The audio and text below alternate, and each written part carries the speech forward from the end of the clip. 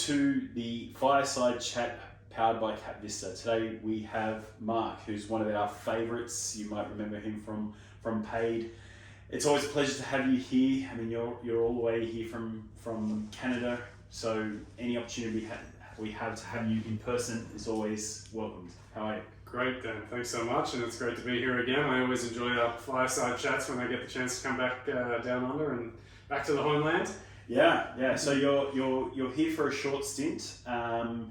Checking off the family time, but also business. You're a co-chair of the Canadian Australian Chamber of Commerce now. Yeah. So it's a great opportunity to bring my two home countries together and foster better trade relations and opportunities between the two markets. So it's great. So that's a big one for you personally, but it also opens the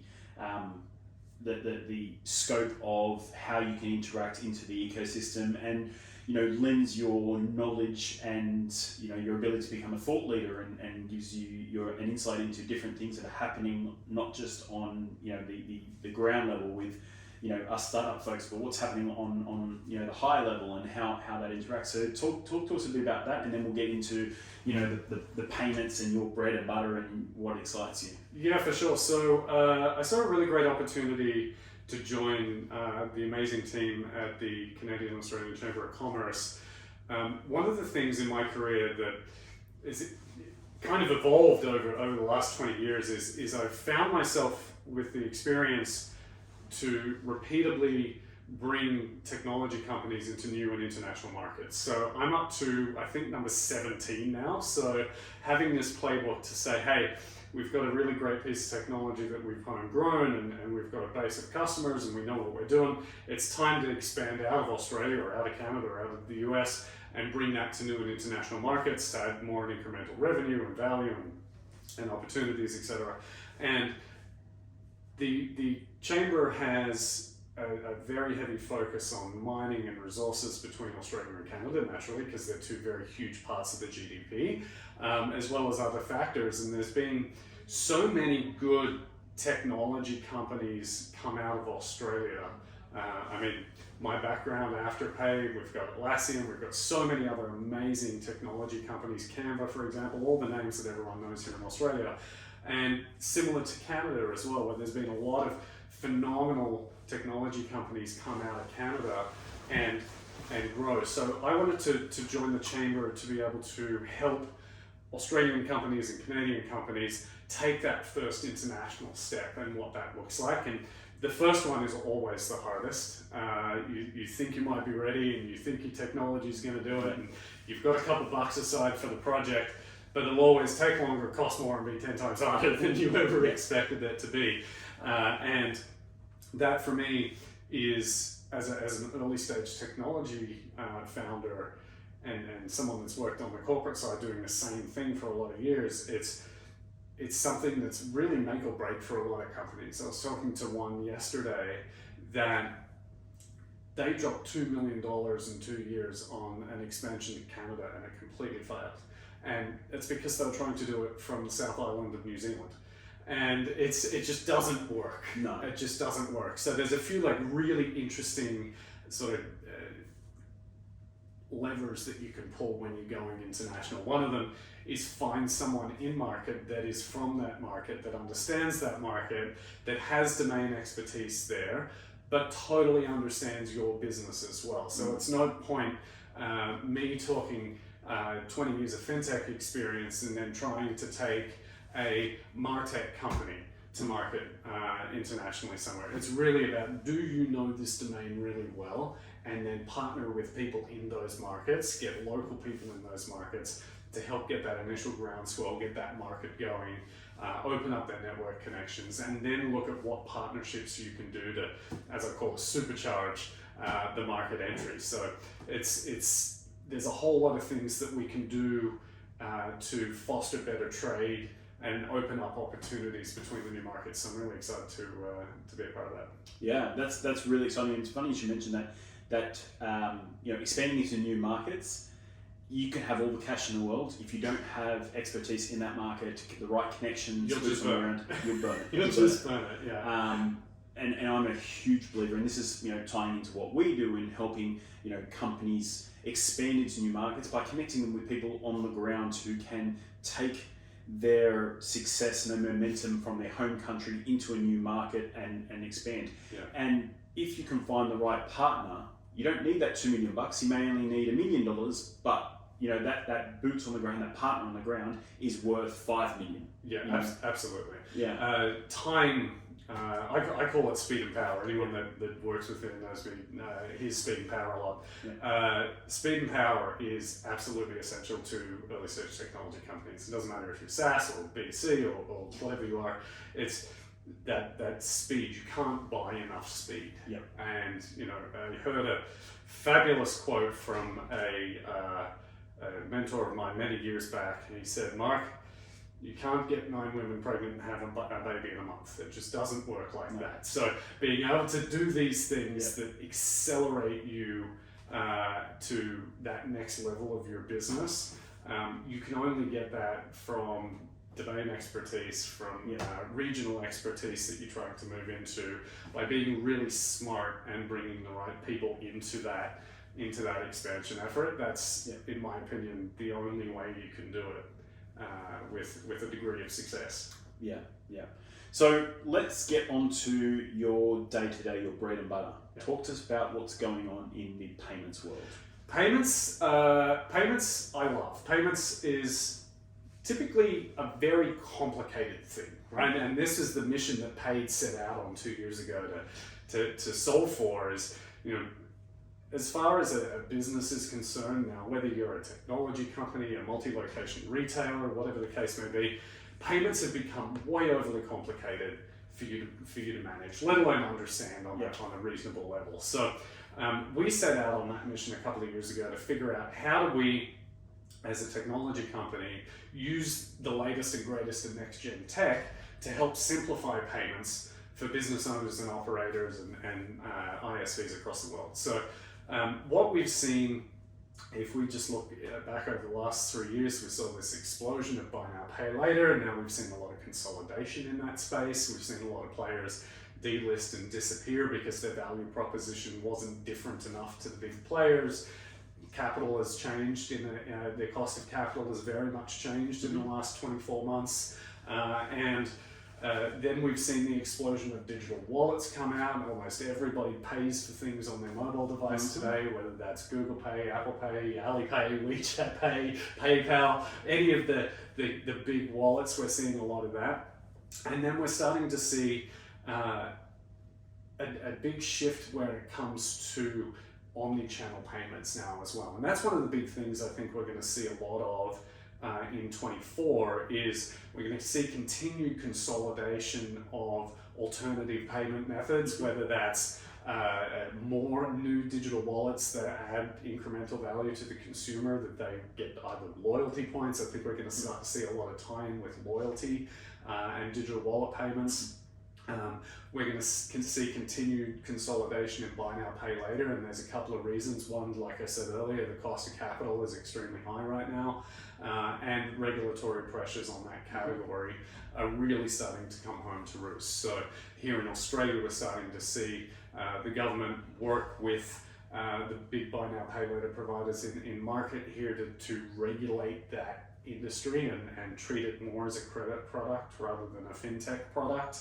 I'm on the fence with that one. My personal opinion is irrelevant, but I think we're going to see a lot of movement in that category from a regulatory standpoint, both here and in North America. I know Europe's looking at it as well. I think we're also going to have a lot of expansion of the traditional digital wallet. I say traditional, I mean the things have only been out a handful of years, but they've become such a way to pay for so many consumers that they're really going to become these super apps. Yep.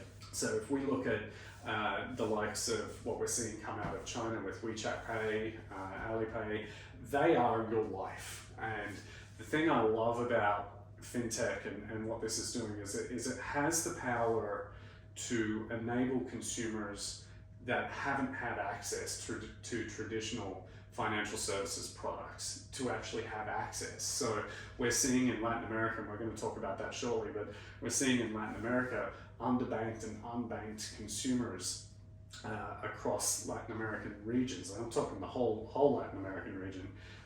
We're starting to see consumers that can't get a bank account, that can't get a credit card or don't really want a credit card product, but they've got a smartphone. And the smartphone has the ability for you to pay at point of sale using your app, whether it's QR code or an NFC tap. You've got the ability to tap into these online funds that you have. Now, you know, we're looking in the Philippines at what's happening with Grab, and one of the really interesting things up there is consumers can now get paid in the app. They can pay for groceries in the app. They have a savings capability in the app. They can pay for an Uber ride in the app. And it's just really giving them this opportunity to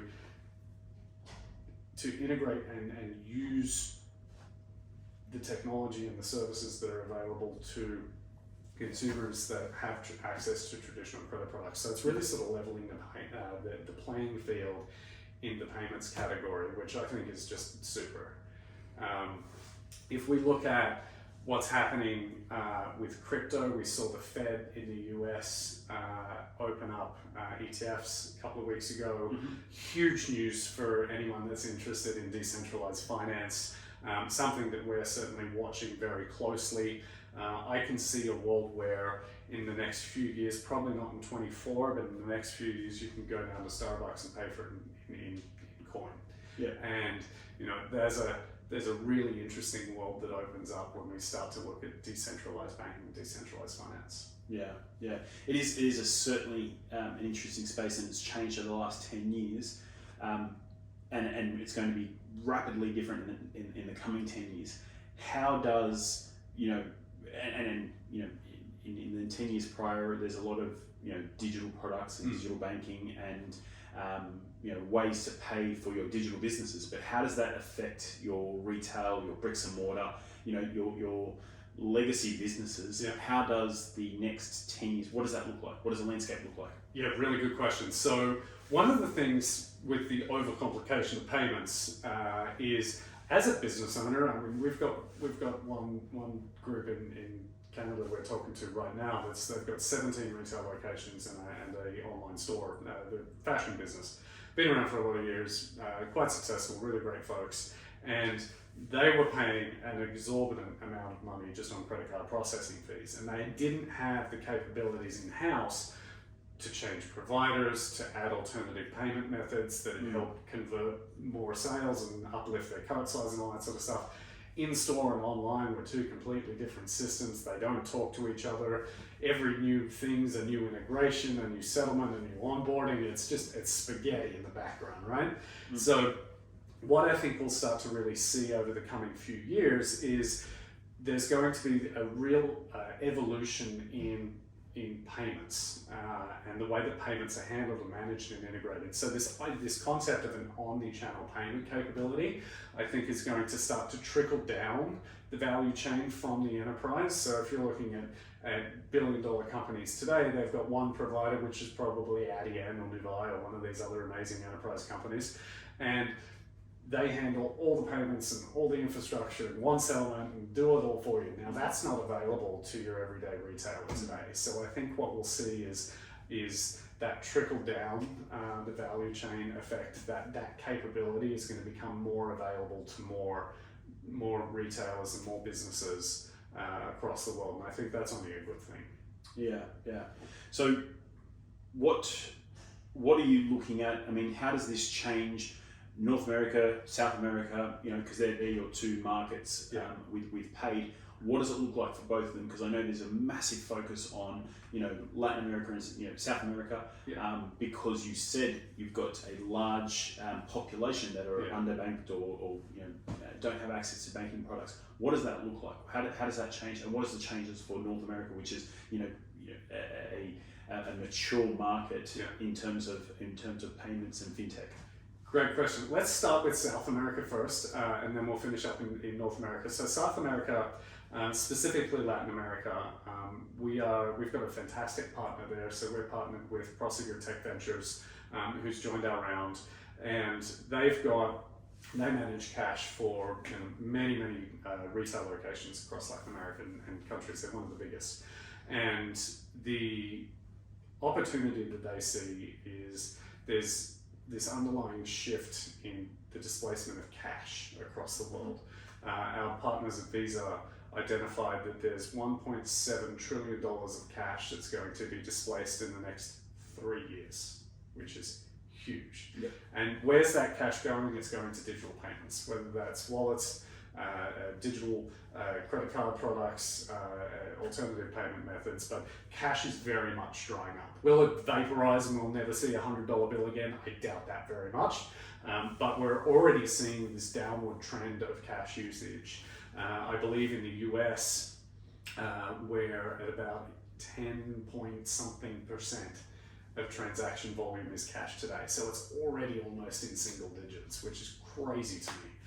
If you said to anyone 20 years ago that cash is actually going to be sub 10% of checkout, no one would really sort of believe you on that. But that's very much a thing across the world. In developing countries, it's moving even faster. So if we look at what's happening in Latin America, prosecutors saw an opportunity to bring digital payments into market there and really solve for this transition from cash to digital payments by saying, hey, market by market, the digital wallets, the buy now pay laters, the alternative payment methods, as well as your traditional card products, they're definitely nuanced market to market.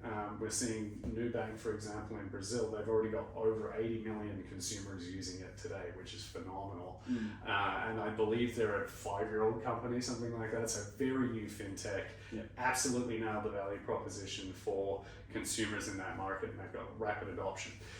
We're seeing that in different markets, but what that's doing for the business owner or the retailer is, again, another onboarding, another way to accept a payment, another settlement file to manage and reconcile. It's another thing that they have to do. And when you start to add all of these payment methods up, it becomes really cumbersome to manage. So we've solved for that for Latin America and North America by opening all of these payment methods up with a single onboarding and a single API to pay, which is really valuable for our retailers. We're also seeing in these emerging markets in Latin America, businesses that traditionally only accepted cash can now accept digital payment methods because the barrier for them to accept these payment methods is also lowered as well. And that's only good for business, being able to accept payments from tourists, from folks that are wealthy, not wealthy, from out of province, in province, whatever the case is. It's only good for the ecosystem to be able to foster pay the way you choose. Yeah, I mean that's very insightful. Having a look at how this changes and that the example of South America and Latin America resonates with Asia and Africa as well, because they're going through the same sort of transition. And every economist report you read, identifies these as massive growth markets, right? And the way the technology is shaping these markets are going to accelerate growth is unbelievable. And for investors who are looking at companies to invest into, finding companies that are targeting these geographic regions is if they can execute well, if it's the right team behind it and the technology has the right value proposition, it's a recipe for success. So how does that change with more established markets like North America, where technology is well and truly in place and they're accepting of it, but how does that change with markets like that, and what's the growth you can see in those markets? Yeah, so there's naturally a lot of differences between the two geographies, but there's also some parallels too. So if we look at the US specifically, there's still a large amount of the population that is underbanked and unbanked in the US, which is terrible and terrifying at the same time. But the way they're accessing financial services products, being able to purchase goods from e-commerce stores and whatnot, is through these alternative payment methods and these digital wallets and apps, where they can get paid into it, they can make purchases online, they can buy their Starbucks coffee with it. So we're seeing those sort of parallels. I think what's crazy is you can still write a check in America and pay for a good or a service with a paper check in America. That's going to go away. At about damn time too, in my opinion. And the other big thing that we're going to see in the US is RTP, so the real-time payment capabilities. So the ability for me to send Dan $100 instantly. Doesn't happen today in the traditional banking rails, and we're going to see a lot of that. Where I think that's going to add a lot of value is in the business-to-business world. So rather than consumer to consumer, we're going to see a lot of that evolve in the B2B community for invoice payments, for better cash flow management, and the surrounding cash flow works of the business. That's where I think RTP is really going to find its value.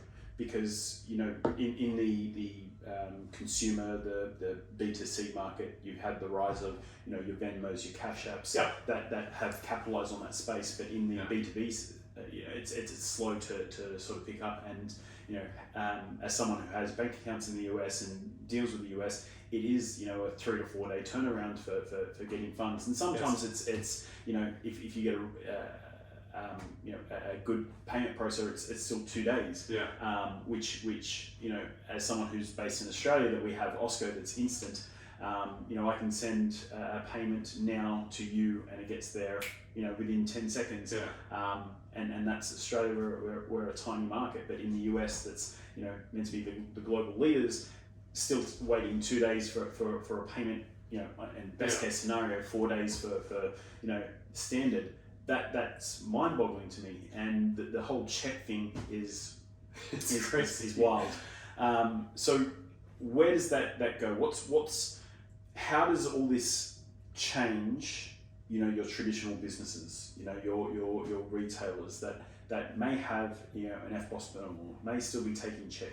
What does their business look like in the next 10 years, and how can they capitalize on it? Because there are a lot of traditional businesses who may not know what's next. What can they look forward to? How can they implement this technology? How does that change their business? How can they get paid faster, get more customers?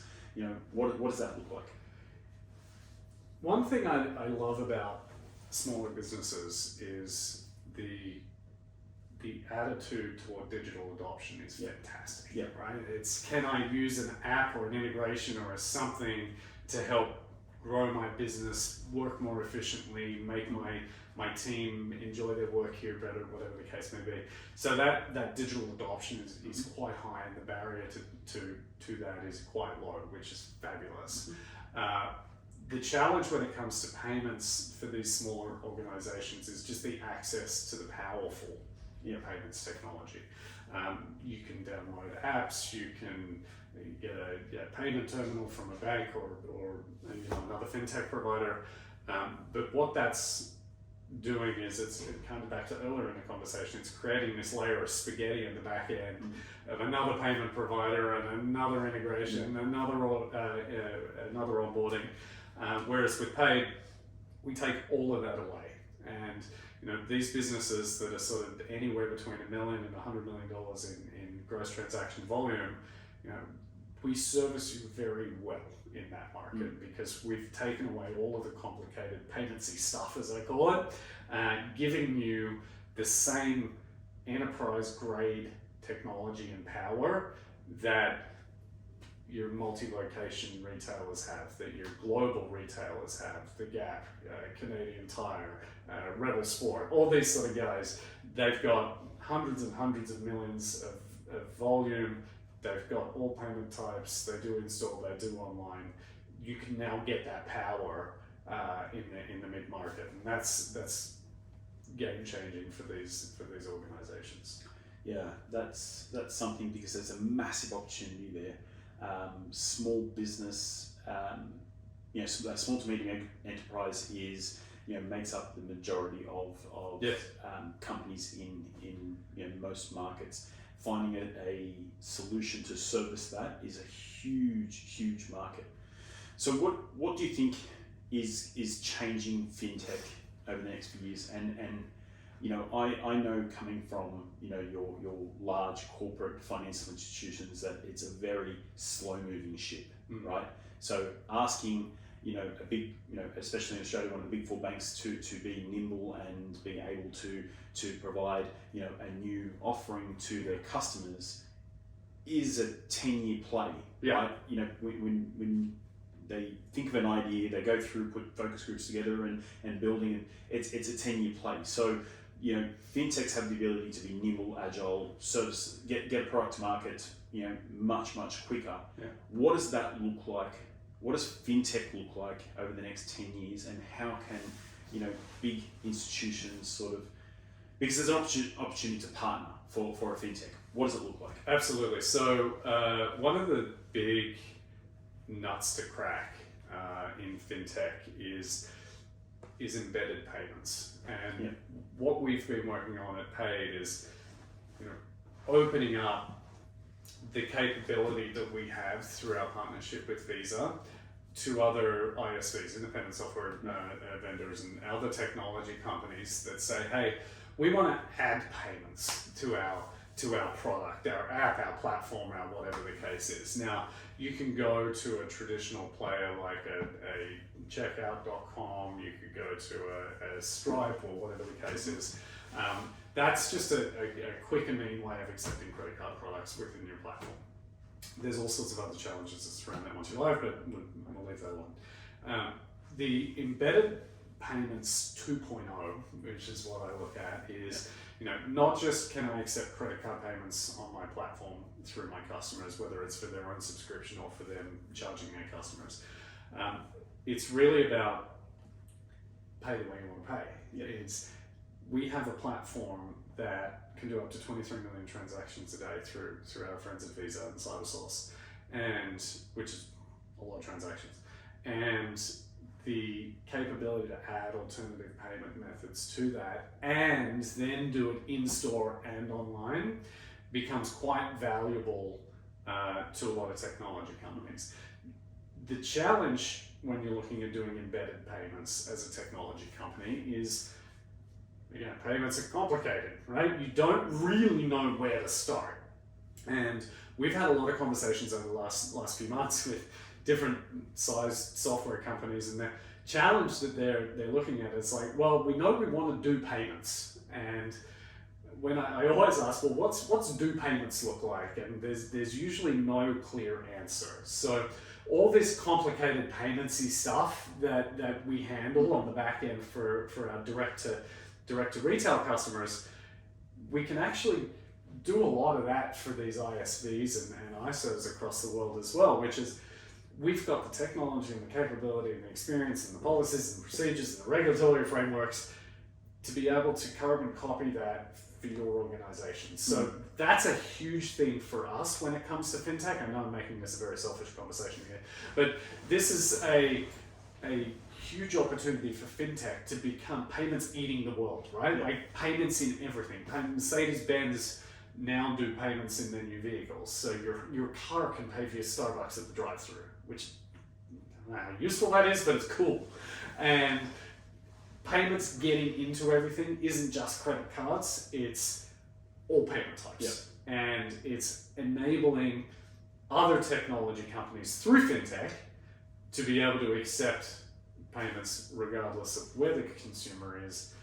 Are they in their car? Are they on a walk? Are they on their phone? Whatever the case is. Are they looking at a bus shelter that's got a great advertisement for a new pair of Adidas sneakers, Joe? And you can purchase that right there and then by tapping your phone on the billboard at the bus stop. Like, there's so many different opportunities for fintech to get its tentacles into non-fintech categories to help consumers do what they want to do, get the lifestyle goods that they choose, pay for bus rides, all without cash and using whatever payment method is that they so desire. Now, last time we had a chat, you mentioned something that has stuck with me that I think is brilliant. Now, for anybody who doesn't realize this, but you've got a partnership with Visa. Yes. And you said last time that everybody knows Visa as a credit card company and a merchant card company. Yeah. But they don't realize that Visa is a technology company. Correct. And they're fostering and innovating technology. Now, if Visa, who is a multi-billion-dollar company on every corner of the globe, can see that they need to change over the next 10 years, what does that mean for everybody else? What's coming? And talk to me about the Visa partnership, and then what Visa is doing and how do you tie into that? Great. Yeah. So first of all, we've had a partnership with Visa for a couple of years now, and a good 6 months ago, we started talking to the team at Visa about how do we get closer and do more together.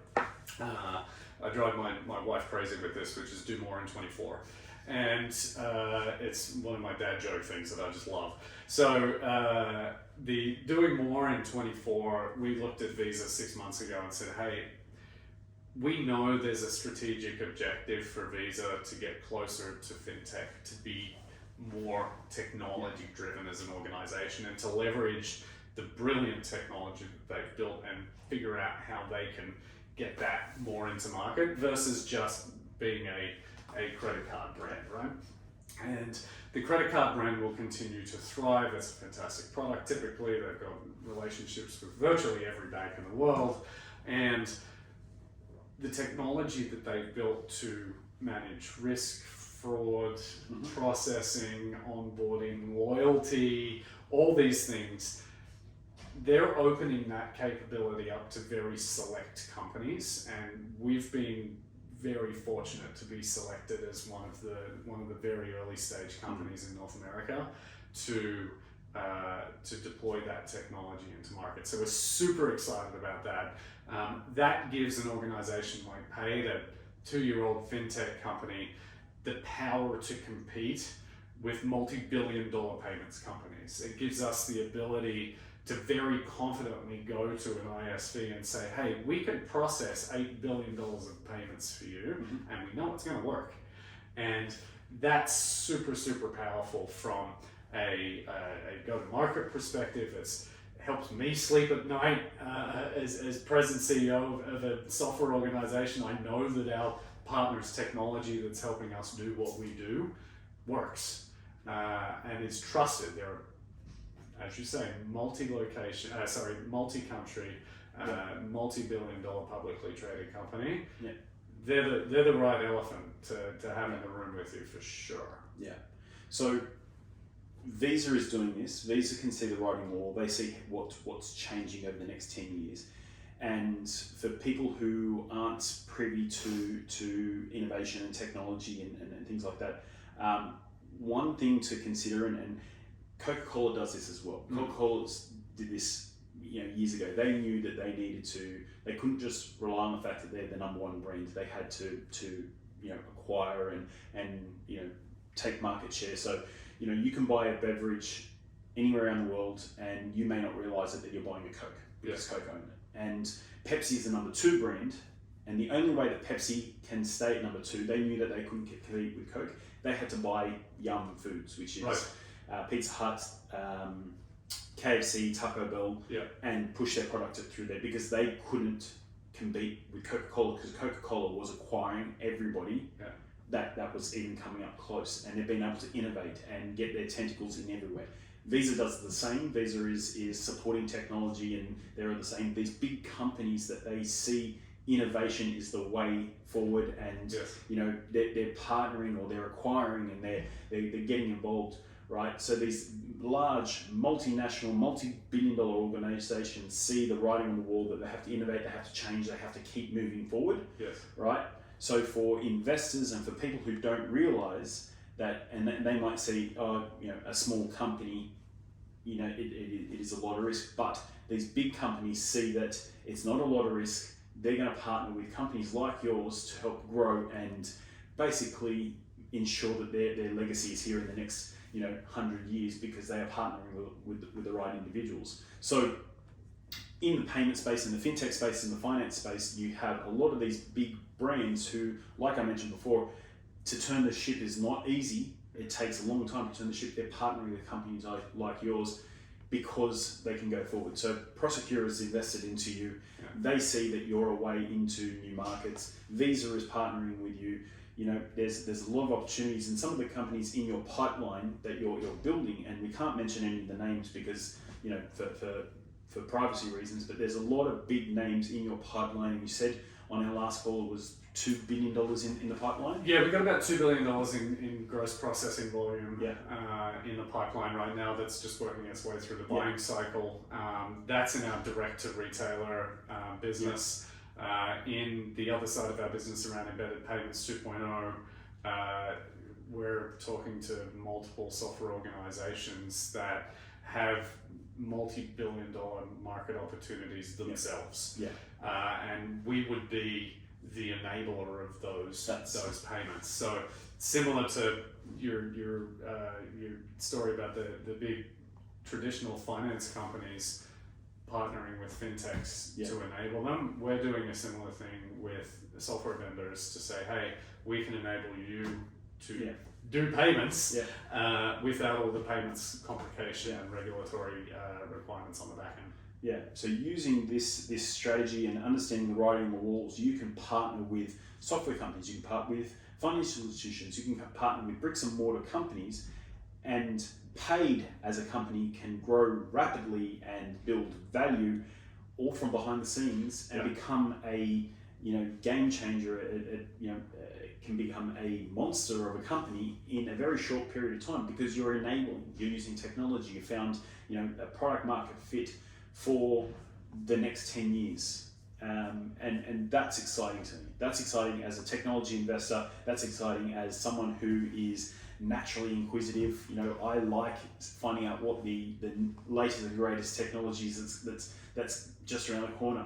That's fun for me. But as someone who is in this space, who invests into companies, I see the opportunity of what you're doing as something that can be big, fast. Thank you, Dan. I appreciate that. We're out to build a meaningful company that is here to endure. We're not a team that wants to come in and make a quick buck and just do something because it's interesting, or there could be a couple dollars in it. We're here to change the way the world pays and enable more payments across the world, and pretty good feeling we're going to do it. Yeah, I have that feeling too, but we'll leave it at that. It's been great chatting to you. Thank you for flying all the way. I'm going to say he flew all the way to Sydney just to see us, but be here with us. But this has been fun. It's been very insightful. I'm excited to see what happens next, and I'm in it for the ride. Yeah. Thanks, Dan. Really appreciate the time. Yeah. Thank you. Thank you.